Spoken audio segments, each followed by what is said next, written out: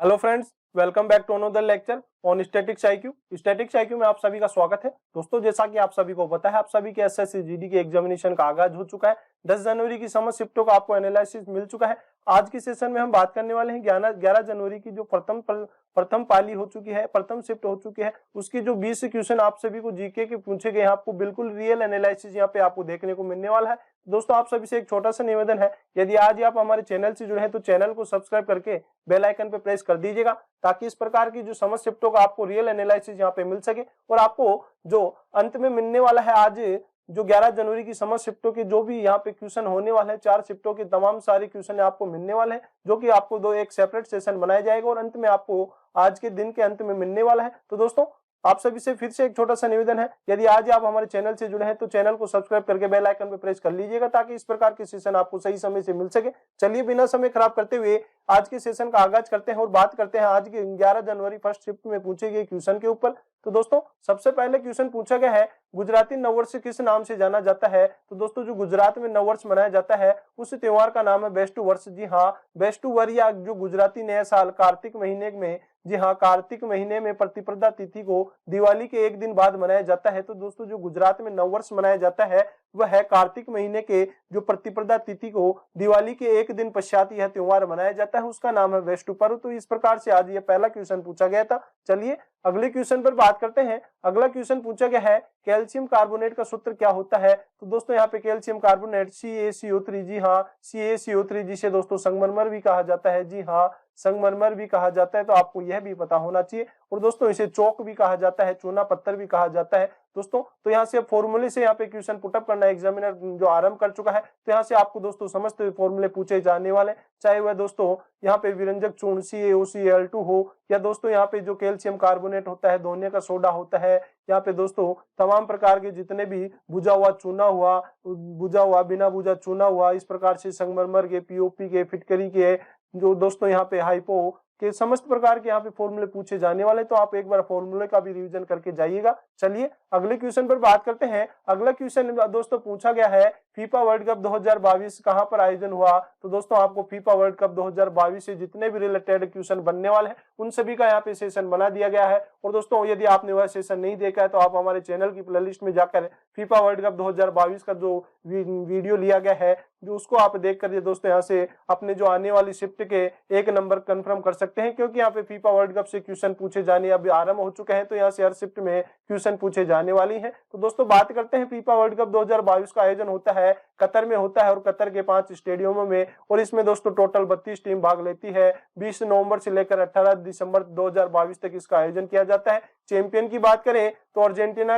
यहाँ पे चैंपियन रहती है, उपविजेता फ्रांस रहती है, और थर्ड जो रनर अप रहती है वो क्रोएशिया है, फोर्थ पे दोस्तों मोरक्को है। ये जो टॉप 4 टीमें हैं, जिनमें चैंपियन की बात करें तो अर्जेंटीना है, उपविजेता फ्रांस है। दोस्तों, आपको यह दो तो कंफर्म होना ही चाहिए।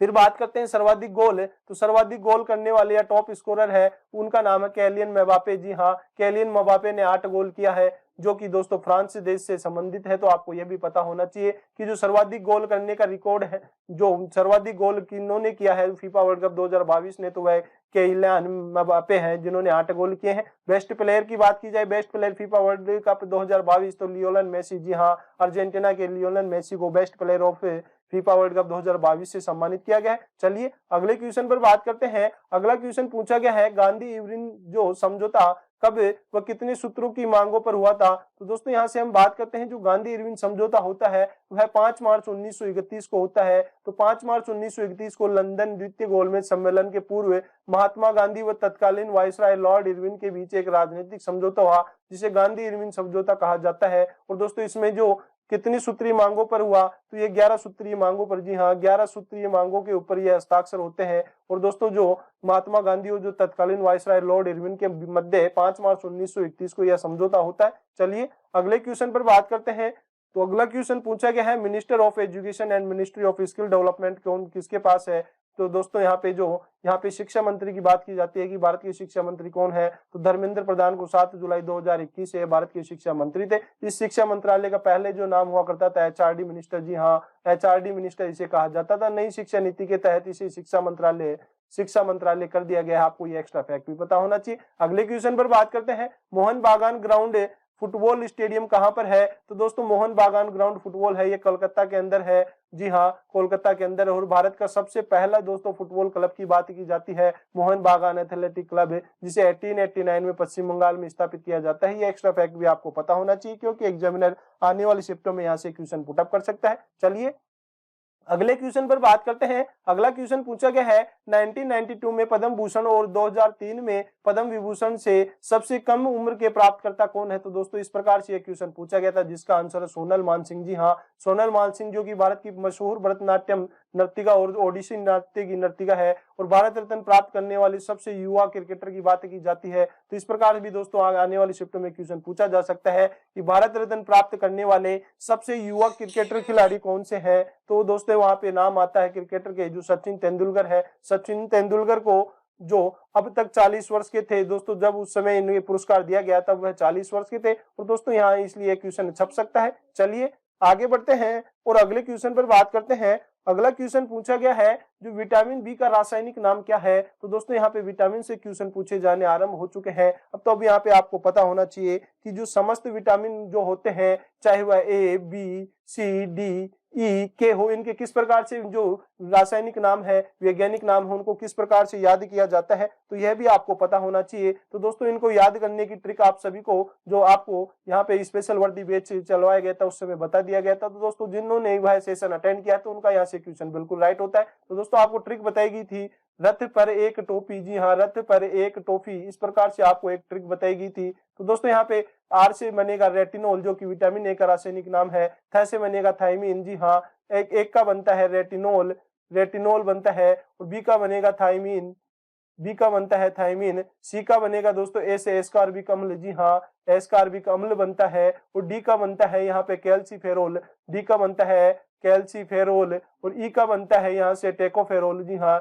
ई का बनता है टेकोफेरोल। और यहाँ पे फी के का बनता है फिनोक्विनोन। जी हाँ, यहाँ पे जो के का बनता है उसे फिनोक्विनोन कहा जाता है, फिनोक्विनोन, फिनोक्विनोन उन्हें कहा जाता है। तो आपको ये समस्त दोस्तों यहाँ पे पता होना चाहिए। विटामिन ए का रेटिनोल और B1, B2, B3, B5, B6 की याद करने की ट्रिक है थी राई की पेंट, थी पाई की रिको पेंट पाई वायु ने फांस कर। इस प्रकार से दोस्तों इसकी ट्रिक भी आपको बताएगी, तो आप वह सेशन जाकर देख सकते हैं, वहां से समस्त विटामिन के रासायनिक नाम आपको पता होने चाहिए। चलिए आगे बढ़ते हैं और अगले इंपॉर्टेंट क्वेश्चन के ऊपर बात करते हैं। अक्टूबर 2022 को मेघालय के राज्यपाल का अतिरिक्त पदभार किसे ग्रहण किया गया है? तो दोस्तों जो अरुणाचल प्रदेश के अभी जो वर्तमान राज्यपाल थे उनको ही, जो बीडी मिश्रा है, उन्हें ही दोस्तों मेघालय के राज्यपाल का अतिरिक्त पदभार भी यहाँ पे ग्रहण किया गया है। 10वें क्वेश्चन के ऊपर बात करते हैं, तो वह है संत श्रीमंत शंकरदेव किस शास्त्रीय नृत्य के जनक है? तो दोस्तों यहाँ पे बात करते हैं शंकरदेव, श्रीमंत शंकरदेव, जिन्होंने दोस्तों असम का जो क्लासिकल डांस है, शास्त्रीय नृत्य है सत्रिया, उसके दोस्तों वह जनक कहे जाते हैं। तो आपका यहाँ से जो आंसर राइट होता है वह सत्रिय होता है। और सत्रिय जो क्लासिकल डांस है, लोक यहाँ पे जो डांस शास्त्रीय नृत्य है वह असम का है, यह भी आपको पता होना चाहिए। चलिए बात करते हैं अगले क्वेश्चन के ऊपर। चंद्रगुप्त मौर्य के दरबार में मेघास्नित किसके राजदूत थे? तो यहाँ पे दोस्तों जो चंद्रगुप्त मौर्य है उनके दरबार में जो मेघास्नित थे वह सेल्यूकस प्रथम निकेटर के यूनानी राजदूत थे, आपको यह पता होना चाहिए। और यह क्वेश्चन पूछा गया कि जो मेघास्नित है वह चंद्रगुप्त मौर्य के दरबार में सेल्यूकस प्रथम निकेटर का यूनानी राजदूत थे, आपको यह पता होना चाहिए। अब अगले क्वेश्चन पर बात करते हैं राष्ट्रपति को हटाने की प्रक्रिया। तो राष्ट्रपति को हटाने की प्रक्रिया ये बात की जाती है महाभियोग। तो महाभियोग कहां से लिया गया है? तो वह दोस्तों यूएसए, जी हाँ, अमेरिका से लिया गया, आपको यह भी पता होना चाहिए। और महाभियोग दोस्तों भारत के संविधान के कौन से आर्टिकल के अंदर आता है? तो आर्टिकल 61। जी हाँ, अनुच्छेद 61 में बात करते हैं महाभियोग, और महाभियोग के आधार पर दोस्तों राष्ट्रपति को हटाया जा सकता है। अगले क्वेश्चन पर बात करते हैं। अगला क्वेश्चन पूछा गया है मधुमक्खी पालन के विकास के लिए केंद्रीय योजना का क्या नाम है? इस प्रकार से दोस्तों योजना से क्वेश्चन आज पूछा गया है। तो दोस्तों यहाँ पे आपके द्वारा कंफर्म बिल्कुल ऑप्शन तो नहीं भेजे गए, लेकिन हम बात करते हैं राष्ट्रीय मधुमक्खी पालन पोषण मिशन का संबंध। इस प्रकार से भी एक स्टूडेंट के द्वारा क्वेश्चन भेजा गया है। तो हम बात करते हैं राष्ट्रीय मधुमक्खी पालन पोषण मिशन का संबंध स्वीट रिवोल्यूशन क्रांति से है। जी हाँ, स्वीट रिवोल्यूशन क्रांति से है। तो आपको यह भी पता होना चाहिए कि जो राष्ट्रीय मधुमक्खी पालन पोषण मिशन का संबंध है स्वीट रिवोल्यूशन क्रांति से।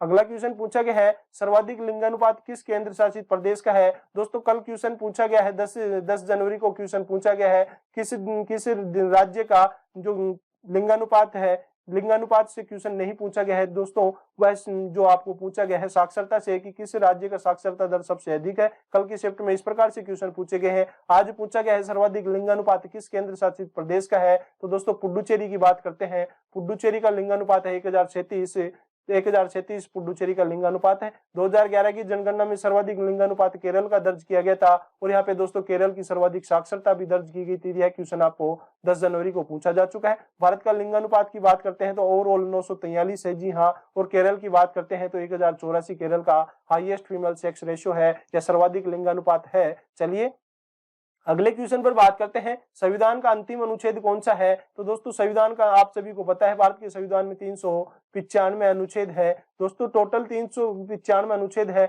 लेकिन जब हम काउंट करते हैं इस हिसाब से, जैसे दोस्तों 19 आर्टिकल है उसमें 19A 19(2) 19(3) इस प्रकार से काफी अनुच्छेद है। तो इस प्रकार से जो भारत में समथिंग 465 के समथिंग अनुच्छेद हो जाते हैं दोस्तों, ये समथिंग है। तो यहाँ पे 395 तो रियल है। तो संविधान के प्रारंभ होने के समय जो 22 भाग हुआ करते थे, 395 अनुच्छेद 8 अनुसूचियां थी, और दोस्तों जो वर्तमान में 25 भाग 12 अनुसूचियां और 470 अनुच्छेद है, जी हाँ 470 अनुच्छेद है, जो कि दोस्तों इन्हें सब आर्टिकल्स को जब ऐड किया जाता है तब जो टोटल वैल्यू प्राप्त होती है 470 होती है। और भारत के संविधान में अब तक 105 संशोधन किए जा चुके हैं। जो प्रथम संशोधन होता है, जी हाँ प्रथम संशोधन होता है 1951 में, जो कि दोस्तों यहाँ पे 9वीं अनुसूची जोड़ी जाती है, जी हाँ 9वीं अनुसूची जोड़ी जाती है। इस प्रकार भी आपको यह अन्य फैक्ट पता होना चाहिए। चलिए अगले क्वेश्चन पर बात करते हैं, पंचवर्षीय योजना की शुरुआत कब होती है, तो दोस्तों पंचवर्षीय योजना की शुरुआत होती है 1951, जी हाँ 1951 से लेकर 1956 तक प्रथम पंचवर्षीय योजना जो कि लाई गई थी। तो आपको यह भी पता होना चाहिए। सेकंड भी दोस्तों इस प्रकार से समझते हैं आपको, जो पंचवर्षीय योजना से दोस्तों जो क्वेश्चन पूछे जा रहे हैं वह हर शिफ्ट में पूछे जा रहे हैं, आपने देखा होगा। तो यहाँ से आप पंचवर्षीय योजना को बिल्कुल कंफर्म करके जाइएगा। चलिए अगले क्वेश्चन पर बात करते हैं, चीनी उद्योग के लिए कच्चा माल किससे प्राप्त किया जाता है, तो चीनी उद्योग के लिए दोस्तों कच्चा माल है जो गन्ने से प्राप्त किया जाता है। और एक क्वेश्चन भेजा गया है, विरासत अधिकार का परिणाम क्या है, तो भूमि के विभाजन से दोस्तों इस प्रकार से क्वेश्चन भेजा गया है। कंफर्म क्वेश्चन नहीं भेजा गया है, ना ही ऑप्शन भेजे गए हैं आपके द्वारा। फिर बात करते हैं जो अगले क्वेश्चन के ऊपर, सौरमंडल की हवा 20 के टू 50 के की ऊंचाई पर जो गर्मियों में 110 किलोमीटर प्रति घंटा तथा सर्दियों में 180 किलोमीटर प्रति घंटा की गति से चलती है, तो इन हवाओं को क्या कहा जाता है, तो इन हवाओं को जेट स्ट्रीम कहा जाता है। जी हाँ, मुख्य जेट धाराएं ट्रोपोपॉज की ऊंचाई पर स्थित होती है और वे पश्चिम से पूर्व की ओर चलती है। जी हाँ, पश्चिम से पूर्व की ओर चलती है और 20,000 से 50,000 फीट की ऊंचाई पर ऊपरी सौरमंडल के ऊपर पश्चिम से पूर्व की ओर चलती है और दोनों गोलार्धों में जेट धाराएं 20 डिग्री अक्षांश की दूरों तक फैली होती है। आपको ये अन्य फैक्ट भी पता होना चाहिए। चलिए आज की जो 11 जनवरी की प्रथम शिफ्ट के अंतिम क्वेश्चन की ओर चलते हैं, सरकार की राजस्व प्राप्तियां तथा राजस्व व्यय किस बजट में शामिल होते हैं, तो दोस्तों जो राजस्व की बात की जाती है तो ये राजस्व बजट में शामिल होते हैं। और शून्य आधारित बजट की बात की जाए तो यह बजट गत वर्षों के आंकड़ों के आधार पर न मानकर शून्य को आधार मान तब अपनाया जाता है जब आम बजट घाटे में चलने लगता है। तो दोस्तों जब आम बजट घाटे में चलने लगता है तो यहाँ पे शून्य आधारित बजट भी पेश किया जाता है। तो दोस्तों हमने बात की कि 11 जनवरी के प्रथम शिफ्ट के, जी हाँ 11 जनवरी के फर्स्ट शिफ्ट के समस्त जीके के 20 क्वेश्चन पे आपको रियल एनालिसिस, जी हाँ बिल्कुल 100% रियल यह क्वेश्चन आपसे पूछे गए हैं।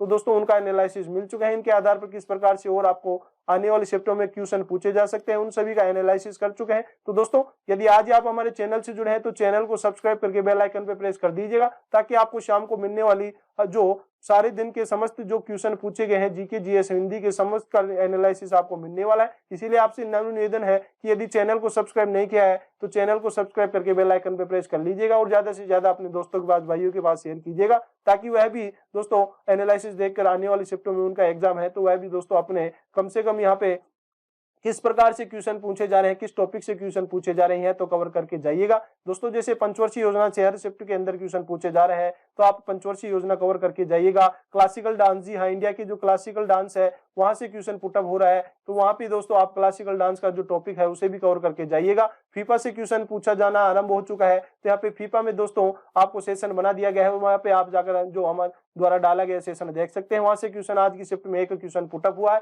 और आगे आने वाली शिफ्टों में भी क्वेश्चन पुटअप होने की काफी संभावना है, तो आप वह सेशन भी आप जाकर देख सकते हैं। तो दोस्तों मिलते हैं अगले शिफ्ट के एनालिसिस के आते। जय हिंद, जय भारत।